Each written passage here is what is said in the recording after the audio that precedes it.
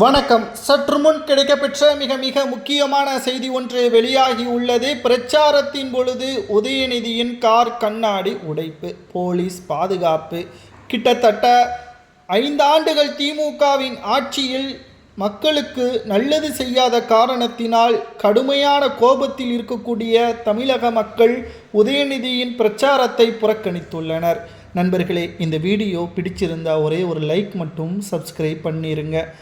5 ஆண்டுகளின் திமுக சாதனை என்று உதயநிதி கூறிய அடுத்த நொடியே மக்கள் மத்தியில் எழுப்பப்பட்ட கேள்விகள், உங்களது கோபாலபுர குடும்பமும் அமைச்சர்களும் மட்டும்தான் செல்வ செழிப்பாக இருக்கிறீர்கள், நீங்கள் ஆட்சிக்கு வந்த பிறகு மின்சார கட்டணம் உயர்வு, சொத்து வரி உயர்வு, சாலை வரி உயர்வு என்று அடுக்கடுக்கான குற்றச்சாட்டுகளையும் முன்வைத்துள்ளனர். பால் கட்டணம் உயர்வு என்ற ஒட்டுமொத்த விலைவாசியையும் திமுகவின் ஆட்சியில் உயர்த்திவிட்டு குடும்ப தலைவிகளுக்கு 1000 ரூபாய் என்று கூறி அதையும் ஏமாற்றி தேர்வு செய்யப்பட்ட குடும்ப தலைவிகள் என்ற அந்தர்பல்ட்டியும் அடித்துள்ளனர்.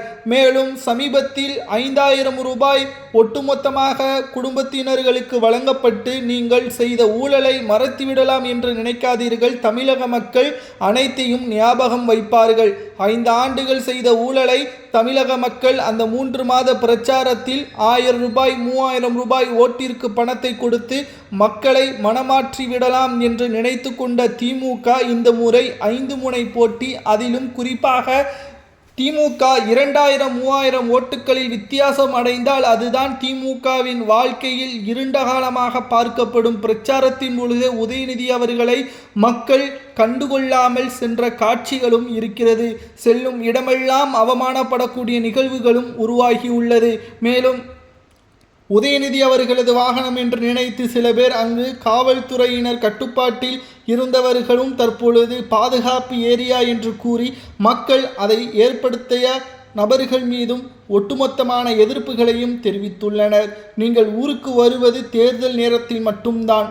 கிட்டத்தட்ட மக்கள் ஒட்டுமொத்த பாதிப்பிற்கு உள்ளாகும் பொழுதும், இளைஞர்கள் தவறான வழியில் செல்வதும், போதைக்கு அடிமையாகும் பொழுதும் உங்களை நாங்கள் எப்படி மன்னிப்போம்? உங்களது ஆட்சியில் திமுகவின் நிர்வாகிகளே அதற்கு உடந்தையாக இருந்தீர்கள் என்ற ஆதாரத்தையும் மக்களே தற்பொழுது இணையதளத்தில் பதிவுகளையும் மேற்கொண்டுள்ளனர்.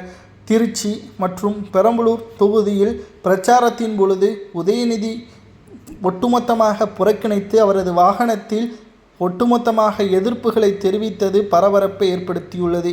இதில் அவரது கார் கண்ணாடி சேதமடைந்ததாகவும் உடைக்கப்பட்டதாகவும் புகார்களும் எழுந்துள்ளது. அதிர்ச்சியடைந்த உதயநிதி பாதுகாப்புடன் வீட்டிற்கு அனுப்பி வைக்கப்பட்டார்.